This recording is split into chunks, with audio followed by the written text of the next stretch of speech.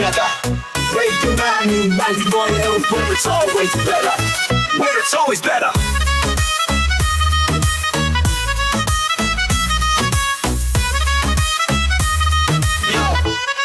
Yo, सुबह का सूरज या शाम का रंग, we bring you joy हर जुबान का धन. Community की बात हम हैं आपके साथ, let's spread the love, चलो मिल के साथ. Tune in, turn up, दिल से बात करो. Radio Manu 92 FM के साथ चलो. Every voice counts, हर लम्हा यहाँ. चलो बात करके देखते हैं, let's all shine on. Yo, let's all go. सेहत की बात और dreams to share. Radio Manu 92 FM, we're always there. From unity to joy, we bring the light. Every word, every tune makes everything right. Listen up, it's time to unite. Radio Manu 92 FM, shining bright. Dill se suno, we love and care. Chalo baat karke dekhte hain, let's take it there. So come along for the ride. Radio Manu 92 FM, we're by your side. चलो बात करके देखते हैं. Your voice, your guide.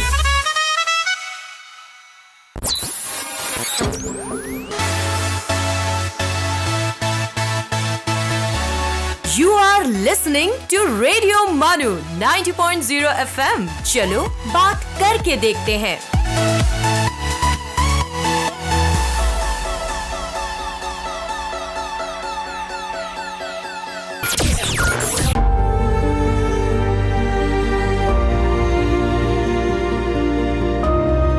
ये है radio मानू 90.0 FM.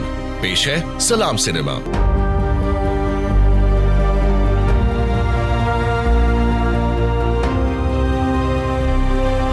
आदाब दोस्तों, मैं हूं आसिक कमर. मैं हाजिर हूं प्रोग्राम सलाम सिनेमा के एक नए एपिसोड के साथ, जहां मैं तारुफ करवाता हूं उन शाहकार किताबों से जिनमें फिल्मी हस्तियों से जुड़ी सुनी अनसुनी कहानियां होती हैं. आइए अहमद सलीम की इस किताब के इक़्तिबास गुलजार के सिलसिले को आगे बढ़ाएं. मैं और सुखबीर बग़ैर अपॉइंटमेंट के गुलजार से मिलने चले गए. बम्बई में फ़िल्मी दुनिया के किसी बड़ी शख्सियत के पास अपॉइंटमेंट के बगैर जाने का आम तौर पर ख़तरा मोल नहीं लिया जाता, लेकिन मैंने दो बातों की वजह से ऐसा किया. एक, गुलजार सुखबीर के दोस्त हैं, और दूसरे, मैं पाकिस्तान से गया हूँ, और पाकिस्तान का नाम सुनते ही वहाँ हर शख्स मिलने के लिए तैयार हो जाता है. फिर गुलजार से तो मेरी एक ज़माने से ख़त व किताबत भी रही थी, और वो मेरे जहलम के कस्बा दीना से ताल्लुक़ रखते हैं. गुलजार साहब हमें मिल गए और वही हुआ जो हमने सोचा था. फ़ौरन ही इंटरव्यू शुरू हो गया. मैंने कहा, हमारे क़ारीन उस गुलजार के बारे में जानना चाहेंगे जो दीना से गया था. हाँ जी, दीना मेरा वतन है, गुलजार ने गर्मजोशी से कहना शुरू किया.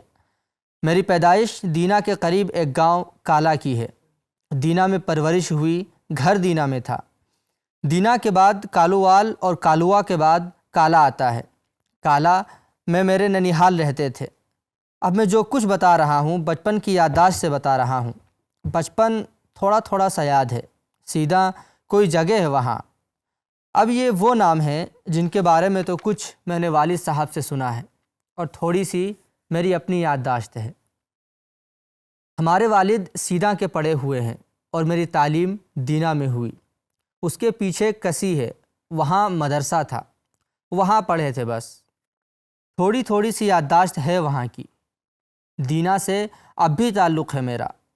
सऊदी अरब गए हुए दोस्तों के ख़त आते हैं जो दीना के रहने वाले हैं, और दुबई से सऊदी अरब से वो ख़त लिखते हैं. दीना मेन रोड पर एक साहिब आशिक़ हुसैन हैं, उनकी फ़ोटोग्राफ़ी की दुकान है, आशिक़ फ़ोटोग्राफ़र. उन्होंने लिखा था कि वो उसी रोड पर उसी रास्ते पर रहते हैं. उन्होंने दीना के मेन बाज़ार का नक्शा बनाकर भेजा था और कहा था कि मैं निशान लगा कर बता दूं कि मेरा घर कहाँ था. ये ताल्लुक़ बड़ा अच्छा लगता है. उन्होंने दीना स्टेशन की तस्वीर बनाकर भेजी. ये ताल्लुक़ बहुत अच्छा, बहुत खूबसूरत लगता है. हम ताशकंद से वापस आ रहे थे. मैं और यश चोपड़ा और दो असहाब और थे हमारे साथ जो पाकिस्तान से आए थे. पाकिस्तानी वफ़द में मुलाकात हुई. उनकी पैदाइश उस तरफ की थी और हम दोनों की इस तरफ की. तो कभी कभी जब पलट कर देखते हैं तो एक दूसरे से पूछना पड़ता है کہ بھائی تقسیم کہاں ہے، یہ ہے کس جگہ، اس کی لکیر تو کہیں نظر نہیں آتی۔ ہماری پیدائشیں جڑی ہوئی ہیں، ہماری پیدائش گاہیں جڑی ہوئی ہیں، بولی جڑی ہوئی ہیں، حالات جڑے ہوئے ہیں۔ کلچر کی تقسیم تو ہوتی نہیں، یہ نچوڑ ہے۔ گلزار کے پاس بیٹھے ہوئے سچ مچ ایسی ہی جذباتی اپنائیت کا احساس ہو رہا تھا جس کی گلزار بات کر رہے تھے۔ ہندوستان میں نے زیادہ تر لوگوں کو لاہور کے بارے میں جذباتی ہوتے دیکھا تھا، لیکن گلزار اپنے دینہ میں محو تھے۔ گلزار کے گھر میں داخل ہوتے وقت ان کی بیٹی بوسکی کی ایک قد آدم تصویر لگی ہوئی تھی۔ میں نے کہا، ایک آپ کا بچپن تھا اور ایک یہ بچپن ہے، دونوں بچپن کتنے الگ الگ سے ہیں ایک دوسرے سے۔ ہوا یوں کہ بچپن تو پاکستان میں رہ گیا اور بچپنا یہاں لے آئے۔ بوسکی میری بچی ہے جس کی پرورش آپ دیکھ ہی رہے ہیں، بمبئی جیسے شہر میں ہو رہی ہے۔ وہ علاقے بھی اب نہیں ہیں اور قدریں بھی نہیں ہیں، لیکن یہ ضرور ہے کہ ہماری اپنی جو ثقافتی قدریں ہیں ان سے بے بہرا نہیں ہیں یہ بچے۔ وہ جانتے ہیں کہ پاکستان سے ان کے انکل آتے ہیں، آنٹیاں آتی ہیں۔ وہ محسوس کرتے ہیں کہ وہ پاکستان سے ایک رشتے میں جڑے ہوئے ہیں۔ وہ جانتے ہیں یہ رشتہ کیا ہے، اس کے بارے میں وہ اپنے ماں باپ سے باتیں کرتے ہیں، تو انہی کی طرح جذباتی طور پر وہ بھی یہاں آنے والوں کے ساتھ جڑ جاتے ہیں۔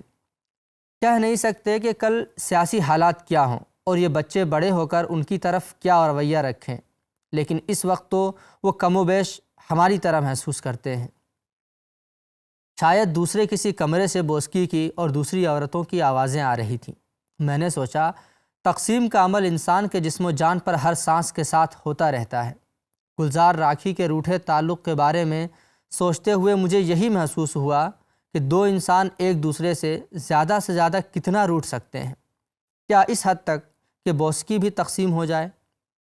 پھر یہاں واپس آنے کے بعد اخبارات سے پتہ چلا کہ بوسکی نے ان دونوں کے بیچ رشتے کا جو کمزور دھاگا پکڑ رکھا تھا وہ ہمیشہ کے لیے ٹوٹ گیا۔ تو مجھے لگا تھا تقسیم ایسی ہی ہوتی ہے، لیکن اس وقت وہاں گلزار کے پاس بیٹھے ہوئے مجھے نئے انسان کا موضوع زیادہ بھا گیا تھا۔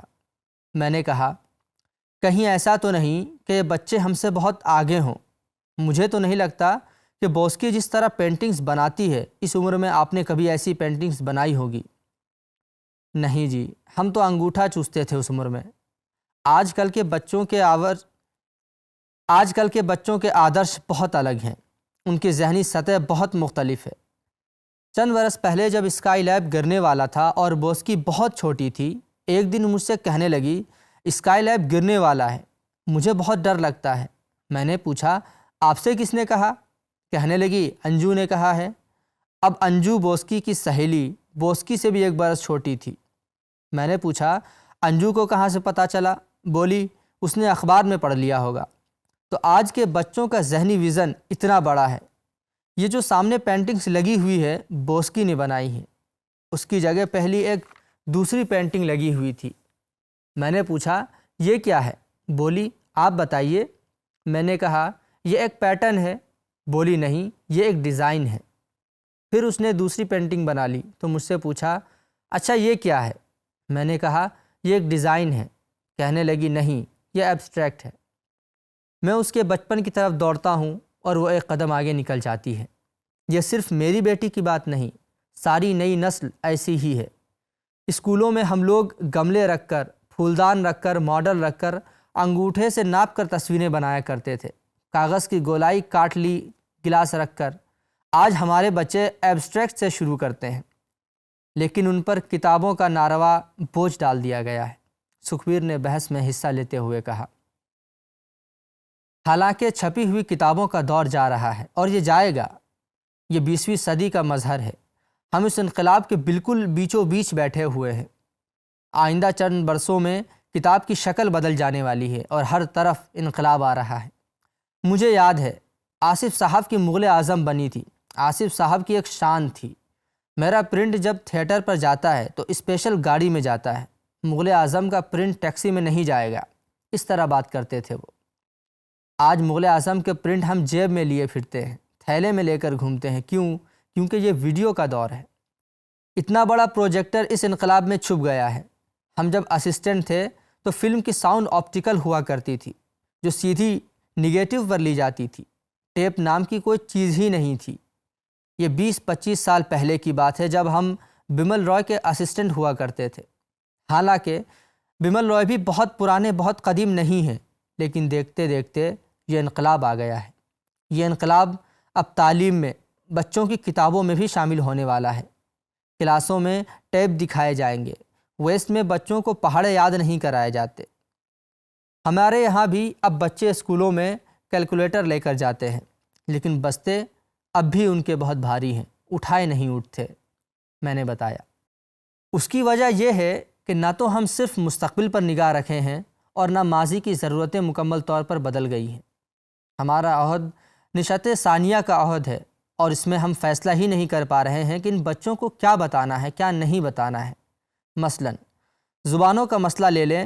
ہمارے بچوں کے لیے مراٹھی مہاراشٹر کی وجہ سے ضروری ہے، ہندی قومی زبان ہونے کی وجہ سے ضروری ہے، انگریزی بین الاقوامی زبان ہونے کی وجہ سے ضروری ہے، بنگالی اور پنجابی مادری زبانیں ہونے کی وجہ سے ضروری ہو گئیں، فرانسیسی اور جرمن وہ اس لیے پڑھنا چاہتے ہیں کہ ان میں ان کا مستقبل ہے۔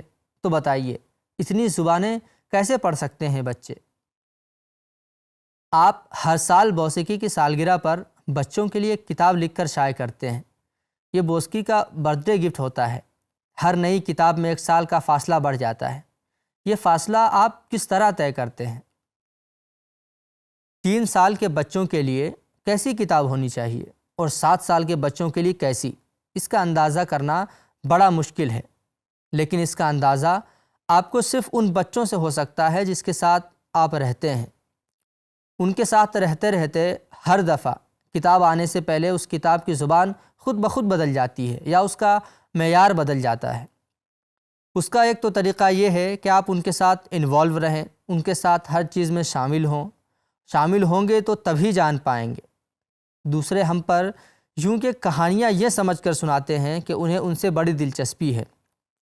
میں نے اکثر یہ محسوس کیا ہے کہ وہ فکشن سنتے ہیں تو مزے بھی لیتے ہیں، لیکن ان کے ساتھ رہتی ریالٹی ہے۔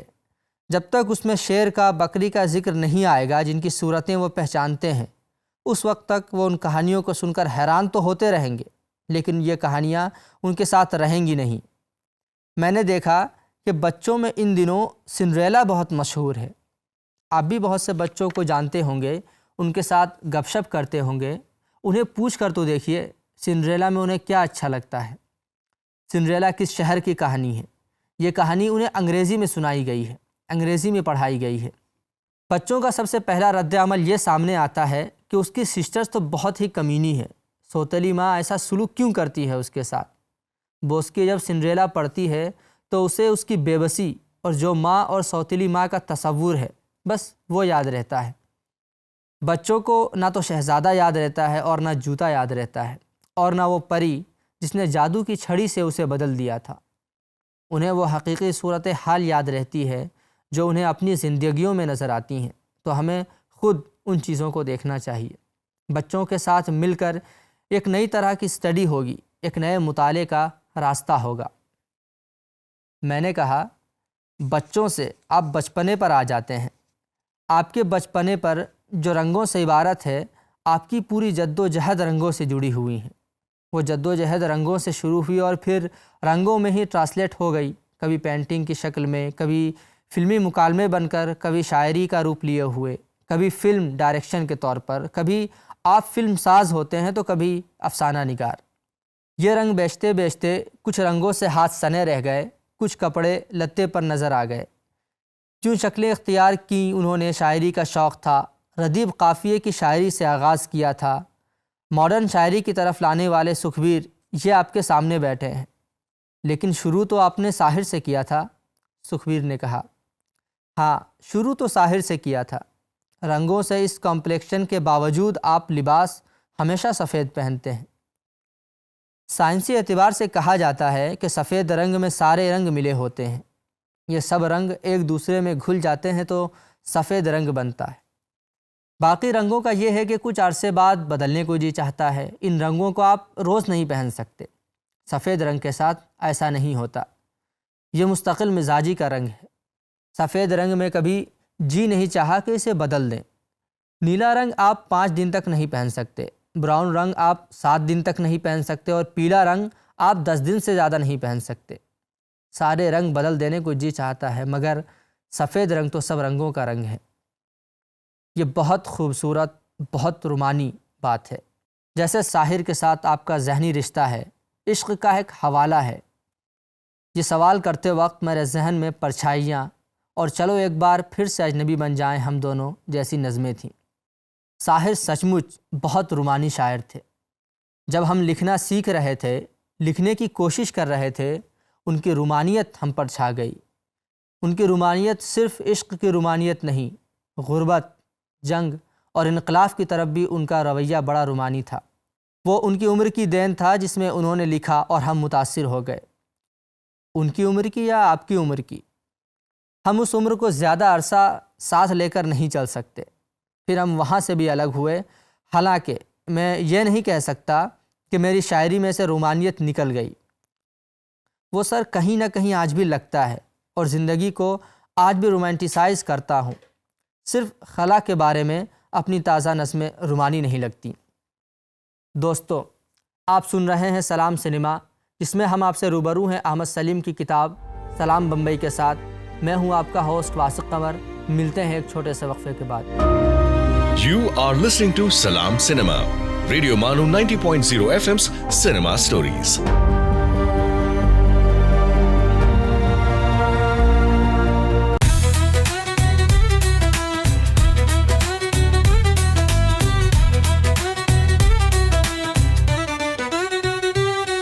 یہ ہے ریڈیو مانو، ایک community radio station. So join the wave, come along for the ride. Radio Manu 90.0 FM, we're by your side. چلو بات کر کے دیکھتے ہیں. Your voice, your guide.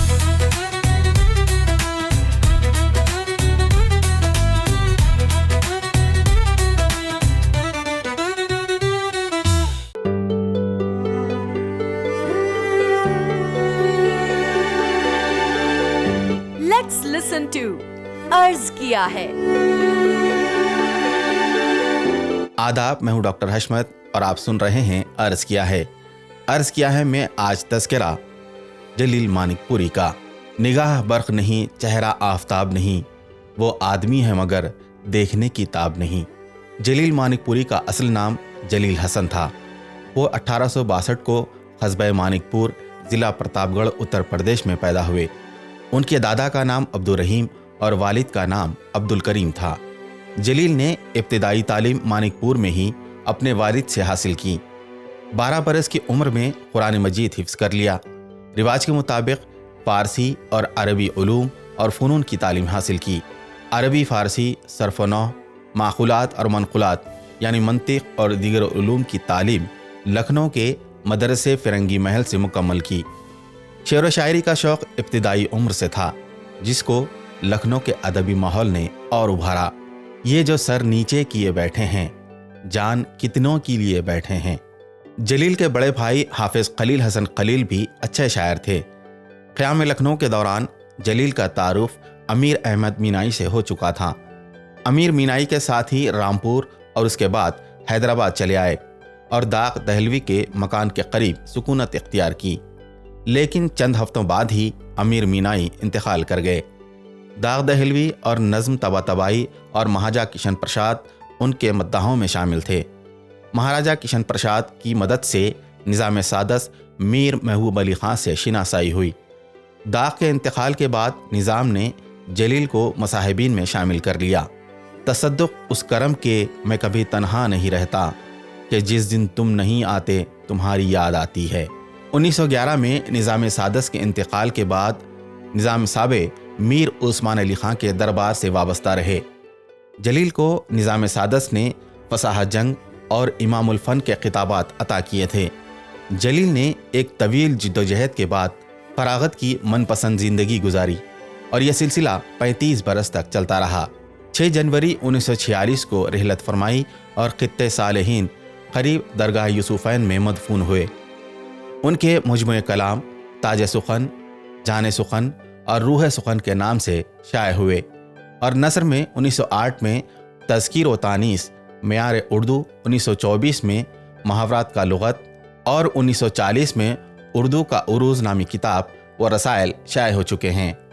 جلیل کے کلام کی ایک بڑی خوبی یہ ہے کہ وہ بے عیب ہے، کسی جگہ عامیانہ پن، ثقل مبان کی دقت یا بیان میں تاکید یا تفہیم میں رکاوٹ نہیں ہے۔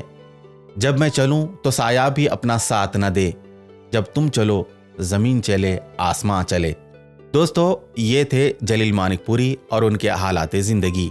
کل ہوگی آپ سے دوبارہ ملاقات، اس امید کے ساتھ اجازت دیجیے، آداب۔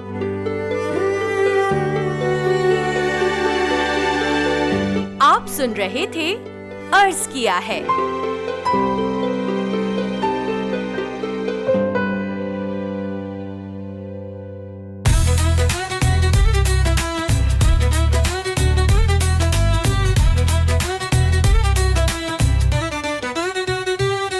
سیلز، مارکیٹنگ اور برانڈ پروموشنز کے لیے ہم سے رابطہ کریں radiomanu@manu.edu.in per. So join the wave, come along for the ride. Radio Manu 90.0 FM, we're by your side. चलो बात करके देखते हैं। Your voice, your guide.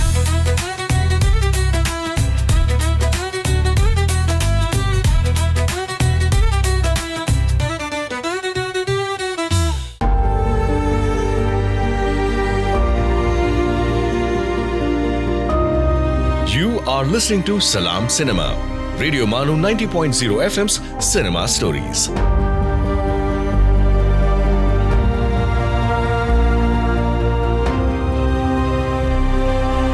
دوستوں، آپ سن رہے ہیں سلام سنیما، جس میں ہم آپ کے ساتھ روبرو ہیں احمد سلیم کی کتاب سلام بمبئی کے ساتھ۔ میں ہوں آپ کا ہوسٹ واسق قمر۔ آئیے کتاب کے سلسلے کو آگے بڑھائیں۔ ابھی گلزار کی بات مکمل نہیں ہوئی تھی کہ بوسکی ہمارے پاس آ گئی۔ اس نے گلزار کے قریب جا کر کوئی بات کہی۔ گلزار مسکرائے اور پھر مجھ سے کہنے لگے، بوسکی آپ کو اپنی پوئٹری سنائیں گی۔ ہیلو بیٹا، آپ کو سنا دو ایک اچھی سی نظم۔ میں نے کہا، دیکھیں بوسکی، آپ کے ابو آپ جتنے تھے نا، جب تو پوئٹری نہیں لکھتے تھے، تصویریں نہیں بناتے تھے۔ آپ پوئٹری بھی لکھتی ہیں، تصویریں بھی بناتی ہیں، بڑا کون ہوا آپ دونوں میں سے، آپ یا وہ؟ بوسکی مسکرا کر رہ گئی۔ یہ مسکراہٹ بھی تقسیم ہو جائے گی، میں نے کرب سے سوچا، مگر خود ہی مسکرانے لگا۔ گلزار کہہ رہے تھے، یہ لکھیں، پوری آزادی ہے انہیں، جو بھی کرنا چاہیں، جو بھی بننا چاہیں۔ میں نے سب کچھ سامنے رکھ دیا ہے، جو بھی رد کرنا ہے اسے خود رد کر دیں۔ یہ جس دن کوئی نظم لکھتی ہیں، اکثر کہتی ہیں، بابا میں تو شاعر بننے والی ہوں، اور جس دن ڈرامے میں کام کر لیتی ہیں تو آ کر کہتی ہیں، میں تو ممی کی طرح ہیروئن بننے والی ہوں۔ ان کی مرضی ہے، جو انہیں بننا ہے بنے۔ تھوڑی دیر بعد باپ بیٹی کسی معاملے پر آپس میں بات کرتے رہے۔ بوسکی کو اب شاید ممی کی طرف جانا تھا۔ میں چپ چاپ دونوں کو باتیں کرتے ہوئے تکتا رہا، سنا کچھ نہیں۔ تھوڑی دیر بعد جب بوسکی چلی گئی تو میں نے کہا، یہ جو کوسموس حاوی ہو گیا ہے، یہ جو امیجز خرا سے آنے لگے ہیں آپ کی شاعری میں، اس کے بارے میں کوئی بات کریں۔ ایسے چھٹکا گیا ہوں سورج کے زد سے، جیسے اچھلا ہو کھل کے مکئی کا دانہ۔ یہ شمسی نظام کا امیج ہے۔ اس طرح کے امیجز میری نظموں کا حصہ بن رہے ہیں۔ کہہ نہیں سکتا کس حد تک کامیاب ہوں میں، لیکن میں نے رومانیت سے اپنے آپ کو الگ کرنے کی شعوری کوشش کی ہے۔ اب میں آپ کی فلمی مصروفیات کی طرف آتا ہوں۔ مکالمہ نگاری میں میرے سامنے 3 اہم نام ہیں، کیلاش شرما، بیدی اور آپ انہیں کیسے پلیس کرتے ہیں؟ اگر اس کو گستاخی نہ سمجھا جائے تو کہوں کہ کیلاش شرما اگرچہ ہمارے پرانے استادوں میں ہیں، لیکن وقت کے ساتھ جو فلم کی شکل بدلی ہے، ان کے ڈائیلاگ وہاں تک نہیں آ سکے، ان کی فلمیں بھی وہاں تک نہیں آئیں۔ اس دور کے مکالمہ نویسوں میں صرف بیدی صاحب آتے ہیں، میں اس میں کیلاش شرما کو شامل نہیں کرتا۔ مجھے لگتا ہے ان کا دوسرا عہد ہے، اور اپنے عہد میں وہ بہت اچھے تھے۔ یہ پتہ نہیں چلتا کہ وقت آپ سے کب آگے نکل جاتا ہے۔ فلم اسٹوڈیو سے نکلی اور لوکیشن پر آ گئی۔ فلم بنانے والوں کا حلقہ بڑا منتخب تھا، یہ مراعات یافتہ طبقہ تھا۔ اب فلم گلی کے نکڑ پر کھڑی ہے، لیکن آرٹ سنیما کی شکل میں ابھی مکمل نہیں ہے۔ یہ ضرور ہے کہ تصنع سے حقیقت کی طرف اس کا سفر شروع ہے۔ 75 سال عمر ہے اس فن کی، اور بالغ ہوئے اسے 10 سال ہوئے ہیں۔ مکمل پختگی آنے ابھی کچھ وقت اور لگے گا۔ اب بیدی صاحب کی بات۔ فلم پر ان کا چھینٹنا ادب کا چھینٹنا ہے جو بہت خوبصورت ہے۔ انہوں نے جو فلمیں بنائیں جیسے دستک، وہ بناوٹی انداز کی زندگی سے بہت دور ہے۔ اس سے پہلے کی فلم آس میں بھی پلاٹ نظر آتا ہے، اگرچہ وہ چلی نہیں، مگر کردار نگاری کے مفہوم میں ان کے یہاں ہمیں ادب نظر آتا ہے۔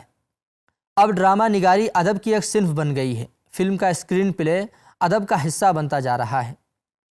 فلم میں آنے سے پہلے خود آپ کا پورا ماحول ادبی تھا، شاعری، افسانی، ڈرامے، مصوری۔ پوچھنا یہ چاہتا ہوں کہ فلم کا گلزار شاعر گلزار سے، افسانہ نگار گلزار سے، مصور گلزار سے کتنا مختلف یا ملتا جلتا ہے؟ میرا خیال ہے یہ تمام چیزیں شامل ہیں اس میں۔ اپنی فلموں میں مجھے کئی بار احساس ہوتا ہے کہ میں رائٹر زیادہ ہوں اور ڈائریکٹر کم۔ اگرچہ کوشش ہوتی ہے کہ ڈائریکٹر بن جاؤں، لیکن اب تک کی فلموں میں رائٹر حاوی لگتا ہے۔ 2-1 فلموں میں نے ڈائریکٹر کے طور پر ابھرنے کی کوشش کی، کتاب میں اور یا پھر نمکین میں۔ یا آپ بتا سکتے ہیں کہ میں کامیاب ہوا یا نہیں، لیکن نمکین میں مجھے محسوس ہوا کہ میں صرف رائٹر نہیں ہوں۔ اسی طرح کتاب میں مجھے لگا کہ اس میں ڈائریکٹر کے طور پر میری موجودگی زیادہ ہے۔ ایک سفر کمرشل فلموں سے آرٹ فلموں کی طرف ہونے والا سفر بھی ہے۔ اس سفر کے پرانے ناموں میں بمل رائے ہیں، بڑی قدآور شخصیت کے مالک تھے۔ پھر آپ خود کہیں کہیں کمرشل فلموں سے ٹوٹتے ہوئے نظر آئے۔ پھر ہمیں شیام بینگل کا نام نظر آتا ہے۔ شیام جی نے اپنے آپ کو روایت سے توڑنے کی کوشش کی، اور اب تو بہت سے نئے نام آ گئے ہیں، اور آپ کا یہ ہے کہ آپ شاید روایت اور جدیدیت کے درمیان کہیں ہیں۔ میرے طویل سوال کو گلزار نے دلچسپی سے سنا۔ بھائی، شیام بینگل روایت سے ٹوٹا ہوا نہیں لگتا۔ وہ مجھے آج کا سب سے کامیاب ڈائریکٹر لگتا ہے جس نے ایک نیا قدم اٹھایا ہے۔ روایت سے ٹوٹنے سے میری مراد یہی مراد تھی۔ ایسے بھی ڈائریکٹر ہیں جو روایت سے بالکل ٹوٹ گئے ہیں۔ ان کے بارے میں یہ کہہ سکتا ہوں کہ یا تو وہ میری سمجھ میں نہیں آئے یا انہیں سمجھنے میں تھوڑا وقت لگے گا، اگرچہ وہ اپنی زبان اور امیجز میں بہت طاقتور ہیں، لیکن زیادہ ضروری بات یہ ہے کہ وہ کتنا ابلاغ کر سکتے ہیں۔ وہ جس طرح سے مکالمہ کرتے ہیں وہاں انہیں ناظرین نہیں ملے۔ یہ پتہ چلنا بہت ضروری ہے کہ جو کچھ کہا جا رہا ہے وہ کیا ہے۔ کیا جو کچھ سمجھ میں نہیں آتا وہ محمل ہوتا ہے؟ نہیں، یہ نہیں کہا جا سکتا۔ میرا مطلب یہ تھا، مثلاً شیام کا کانٹینٹ بڑا واضح ہوتا ہے، وہ کچھ کہتا ہے، جانتا ہے کہ کیا کہہ رہا ہے، خیال کا دھاگا اس کے ہاتھ سے کبھی نہیں چھوٹتا۔ یہ بڑے کمال کی بات ہے۔ لیکن جو لوگ شیام بینگل سے بھی آگے نکل گئے ہیں، ہو سکتا ہے ہم اور آپ ان سے پچھڑے ہوئے ہوں۔ سوسائٹی کے کسی نہ کسی حصے سے تو وہ ابلاغ کرتے ہیں۔ بالکل ہو سکتا ہے میں ان سے پچھڑا ہوا ہوں، کیونکہ اگر میں پیکاسو کو نہیں سمجھ پاتا تو اس کا مطلب یہ نہیں کہ میں پیکاسو کو رد کر دوں۔ سوسائٹی کا ایک سیکشن ضرور ہے جو اس کو سمجھتا ہے، اس کی تعریف کرتا ہے۔ آپ خود کس حد تک ابلاغ کر پاتے ہیں اپنی فلموں میں؟ میری فلمیں چونکہ کچھ ہفتے چل جاتی ہیں، اس لیے لگتا ہے کہ میں ابلاغ تو کر رہا ہوں۔ ایک بات ضرور کہنا چاہوں گا، کچھ قدریں جن پر میرا ایمان ہے اور وہ جمالیات جس پر مجھے بھروسہ ہے، انہیں میں اپنی فلموں میں ضرور نمایاں کرنے کی کوشش کرتا ہوں۔ میں صرف کہانی نہیں سناتا۔ جن لوگوں کو میں نے دیکھا ہے وہ تمام چیزوں کے ساتھ موجود ہیں، اچھائیوں کے ساتھ، برائیوں کے ساتھ۔ ان کی ایک جمالیات ہے۔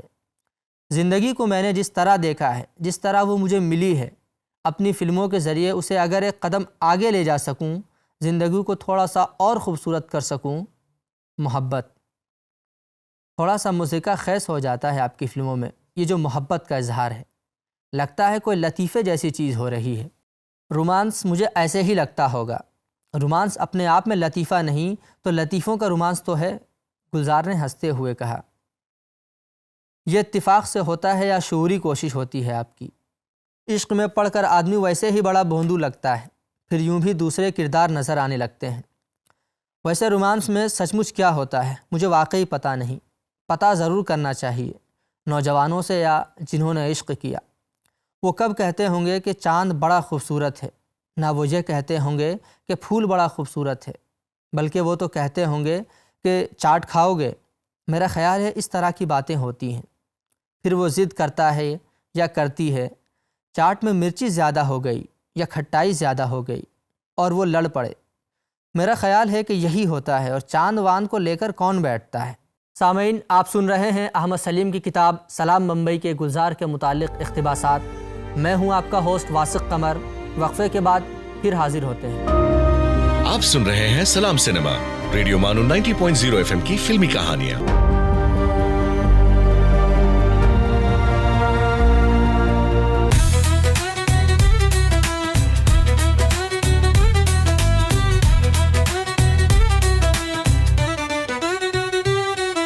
This is Radio Manu, a community radio station. So join the wave, come along for the ride. Radio Manu 90.0 FM, we're by your side. चलो बात करके देखते हैं. Your voice, your guide.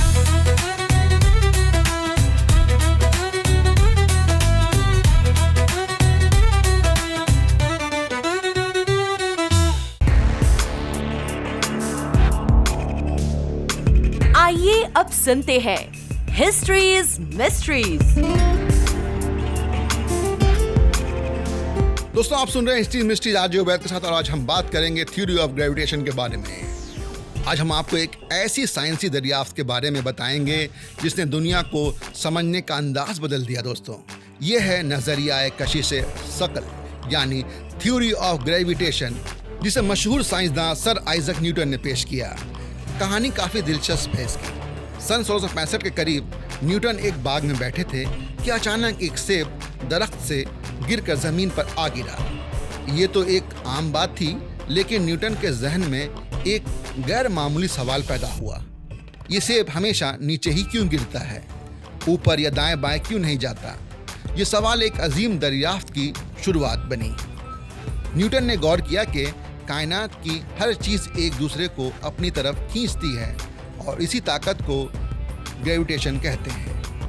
ज़मीन का ग्रेविटेशन ही हमें समंदर को, पहाड़ों को और फ़ज़ाओं को ज़मीन से जोड़े रखे है। यही कुव्वत चाँद को ज़मीन के गिर्द और ज़मीन को सूरज के गिर्द चक्कर लगवाने में मदद देती है। न्यूटन ने इसको एक कानून की शक्ल दी, जिसे लॉ ऑफ यूनिवर्सल ग्रेविटेशन कहा जाता है। इसके मुताबिक दो अजसाम के दरमियान कशिश की ताकत इनके वज़न और इनके दरमियान फासले पर मुनहसिर होती है। ये दरियाफ्त साइंस की दुनिया में इंकलाब से कम ना थी। दोस्तों, इसी उसूल के बदौलत आज हम रॉकेट खला में भेजते हैं, सैयारों की हरकत का हिसाब लगाते हैं और सितारों की दुनिया को समझ पाते हैं। दोस्तों, सोचें, अगर ये ग्रेविटेशन ना होती तो क्या होता? हम ज़मीन पर खड़े ना रह सकते, पानी ज़मीन पर ना ठहरता और हम सब खला में तैर रहे होते। न्यूटन की ये दरियाफ्त न सिर्फ साइंस बल्कि हमारी ज़िंदगी का एक लाजमी हिस्सा है। दोस्तों, आप सुन रहे थे हिस्ट्रीज मिस्ट्रीज आरजे उबैद के साथ। आपसे फिर मुलाकात होगी, तब तक के लिए सुनते रेडियो मानो 90.0 एफएम। चलो बात करके देखते हैं। You were listening to History's Mysteries.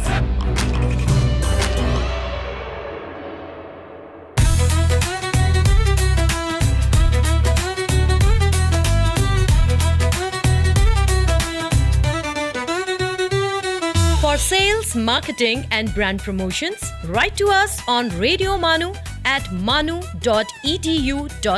So join the wave, come along for the ride. Radio Manu 90.0 FM, we're by your side. चलो बात करके देखते हैं. Your voice, your guide.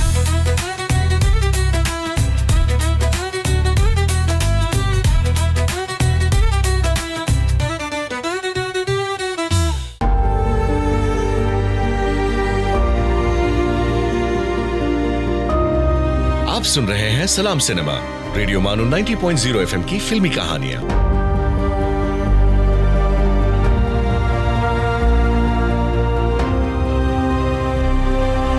दोस्तों, वक्फे के बाद आपका खैर मकदम है। आप सुन रहे हैं अहमद सलीम की किताब सलाम बम्बई के गुलजार के मुतालिक इक़्तिबासात। मैं हूं आपका होस्ट वासिक कमर। आपकी एक फ़िल्म देखी तो नहीं, लेकिन उसका जिक्र बहुत सुना है। अचानक सुना है बड़े पाई की थी। ये ख्वाजा अहमद अब्बास की एक कहानी दिल ही तो है पर मबनी थी। वाकई ये कामयाब फिल्मों में से एक है। ایک اچھی بات یہ ہوئی کہ مجھے پروڈیوسر بہت اچھے مل گئے، اور دوسرے مجھے کوئی سمجھوتا نہیں کرنا پڑا کہ یہاں گانا ڈال دیں یا وہ سچویشن بنا دیں۔ آپ کی ایک فلم دیکھی تھی پریچے، اسی طرح کوشش تھی۔ یہ غیر ملکی فلموں سے متاثر ہو کر بنائی گئی تھیں، لیکن آپ نے ان میں بڑی تبدیلیاں کر دیں۔ آپ ٹھیک کہہ رہے ہیں۔ ایک جاپانی فلم آئی تھی، اے ہیپینس فار اوسالون۔ اس فلم سے میں متاثر بھی ہوا تھا اور پریشان بھی۔ یہ فلم مجھے انسان دشمن لگتی تھی۔ اس میں دکھایا گیا تھا کہ ایک معذور شخص دوسرے معذور لوگوں کو جمع کر کے ایک سماج بنانا چاہتا ہے جو نارمل سماج سے الگ ہے۔ وہ کہتا ہے خوشی صرف ہمارے لیے۔ یہ بات مجھے بہت غلط اور تکلیف دہ لگی تھی۔ مجھے موقع ملا تو میں نے کوشش کے نام سے اس کی پوری تھیم کو الٹ دیا۔ ہندوستان آ کر آپ کی ایک فلم دیکھی ہے معصوم، اس میں بھی آپ نے اصل ناول کو بدل کر رکھ دیا۔ یہ ناول مرد، عورت اور بچے میری نظر سے نہیں گزرا۔ شیکھر نے مجھے اس کی کہانی سنائی اور کہا کہ فلم بنانا چاہتا ہوں، اس لیے ناول پڑھ لو۔ میں نے کہا جو کہانی آپ سنا رہے ہیں وہی ٹھیک لگ رہی ہے، مجھے لکھ لینے دیجیے، اس کے بعد پڑھوں گا۔ اس کے بعد پڑھنے کی ضرورت ہی محسوس نہیں ہوئی۔ فلم میں بچے کو قبول کرنے والی بات بہت مثبت تھی۔ اصل ناول میں نہیں ہے کیا؟ اصل ناول میں ایک طویل بحران چلتا ہے، آپ نے مختصر کر دیا۔ لیکن اس سے ہٹ کر یہ بات کہنا چاہتا ہوں کہ یہاں پر اور ہمارے پاکستان میں بھی پوری کی پوری فلمیں اٹھا کر چھاپ دیتے ہیں۔ آپ کو بھی اس سلسلے میں مورد الزام ٹھہرایا جاتا ہے۔ بس ایسی دو ہی فلمیں ہیں جو میں نے خود ڈائریکٹ کی ہیں، پریچے اور کوشش، باقی سب ادب سے ملی ہیں۔ آپ کی ایک اور فلم کے بارے میں بات کرنا چاہتا ہوں، میرا۔ اس میں آپ نے تاریخ کے ساتھ ہاتھ کرنے کی کوشش کی تھی۔ اس فلم میں ایک بھی ایسا سین نہیں جس کا حوالہ تاریخ سے نہ لیا گیا ہو۔ یہی وجہ ہے کہ اس سلسلے میں جتنا ریسرچ ورک تھا میں نے اسے شائع کر دیا۔ اس میں ہر سین کا حوالہ ہے جو تاریخ سے لیا گیا۔ میرا 400 سال پہلے کی عورت ہے، اس کی ہمیں تاریخ ملتی ہے، لیکن اسے مائتھولوجی کیوں بنا لیں؟ تو کوشش یہ تھی کہ وہ ایک زندہ جاوید عورت ہے، اسے جاننا چاہیے، اور جتنے بڑے مقام پر وہ پہنچی وہاں تک پہنچنا ہر انسان کے لیے ممکن ہونا چاہیے۔ دوسرے یہ کہ ہماری تاریخ میں وہ پہلی عورت تھی جس نے کہا کہ ضروری تو نہیں کہ میرا مذہب بھی وہی ہو جو میرے شوہر کا ہے۔ وہ شکتی کے پجاری تھی اور میرا وشنو تھی۔ میاں بیوی رہتے ہوئے یہ ضروری نہیں کہ دونوں کا مذہب بھی ایک ہو۔ پھر میرے ذہن میں یہ بات بھی تھی کہ وہ ہندوستانی عورت کی آزادی کی تحریک کی پہلکار تھی۔ پاکستانی فلمیں بھی دیکھی ہیں، بہت زیادہ نہیں پتہ ان کے بارے میں۔ ویڈیو پر کچھ پنجابی فلمیں دیکھی ہیں، وہ ہماری بھایا جی سے آگے نہیں نکلیں۔ لیکن آپ کے ٹی وی ڈرامے دیکھے، حیرت ہوئی کہ آپ لوگ اتنے کمال کے ڈرامے کر رہے ہیں۔ ایک بات سمجھ میں نہیں آتی، اگر آپ کے ٹی وی والے اتنے خوبصورت ڈرامے کر سکتے ہیں تو فلم والے کیوں نہیں بنا سکتے؟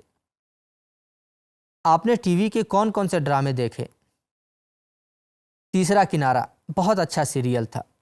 اس کے علاوہ انکہی تھا۔ یہ کھیل سچ مچ بہت خوبصورت تھا۔ میں بہت حیران ہوں کہ آپ کے فلم والوں کو کیا ہو رہا ہے۔ اس کے بعد گلزار سے ایک بار پھر ملاقات ہوئی، لیکن میں نے راکھی کے بارے میں کوئی سوال نہ کیا۔ سوچا راکھی سے الگ انٹرویو کروں، لیکن اس میں کامیابی نہ ہو سکی۔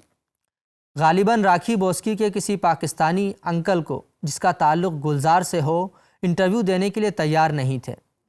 میں جب بھی فون کرتا وہ علیل ہوتی یا باہر گئی ہوتی۔ پچھلے دنوں اخباروں میں پڑھا کہ دونوں نے ایک دوسرے کو آزاد کر دیا۔ یہ سوال بہت دردناک لگا کہ ہر آزادی کا انجام تقسیم کیوں ہوتا ہے؟ شاید راکھی ایک بنگالی ہونے کے ناطے اور گلزار ایک پنجابی ہونے کے ناطے آزادی اور تقسیم کے سارے سلسلے کو مجھ سے بہتر سمجھتے ہوں گے۔ آخری ملاقات میں گلزار نے اپنی نظمیں سنائی، مجھے نہیں، آپ کو۔ رات بھر سرد ہوا چلتی رہی، رات بھر ہم نے الاؤ تاپا، میں نے ماضی سے کئی خشک سی ٹہنیاں کاٹی، تم نے بھی خشک سے کچھ ماضی کے پتے توڑے، میں نے جیبوں سے نکالیں سبھی سوکھی ہوئی نظمیں، تم نے بھی ہاتھوں سے مرجھائے ہوئے خط کھول دیے، میں نے کچھ آنکھوں سے اڑتے ہوئے مانجھے توڑے اور ہاتھوں سے کٹی باسری لکیریں پھینکی، تم نے پلکوں پہ نمی سوکھ گئی تھی سو گرا دی، رات بھر جو بھی ملا ٹوٹے بدن پر ہم کو، کاٹ کے ڈال دیا جلتی ہوئی آگ میں ہم نے، رات بھر پھونکوں سے ہر لو کو جگائے رکھا، اور دو جسموں کا ایندھن تھا جلائے رکھا، رات پھر بجھتے ہوئے رشتوں کو تاپا ہم نے۔ دوسرے دن مجھے واپس آنا تھا، سارے وقت میں یہی گنگناتا رہا، رات بھر بجھتے ہوئے رشتوں کو تاپا ہم نے۔ ایک بار پھر کوشش کی راکھی سے ملنے کی، جواب ملا وہ آپ سے نہیں مل سکتی۔ میں نے سوچا بنگال کا یہ مخصوص کردار ہے، اور ایک وقت آتا ہے جب بنگال مکالمہ کرنے سے انکار کر دیتا ہے۔ سامعین، آپ سن رہے تھے احمد سلیم کی کتاب سلام بمبئی کے گلزار کے متعلق اقتباسات۔ اگلے ایپیسوڈ میں پھر ہوگی آپ سے ملاقات، تب تک کے لیے دیجیے مجھے اجازت، الوداع۔ You were listening to Salam Cinema, Radio Manu 90.0 FM's Cinema Stories.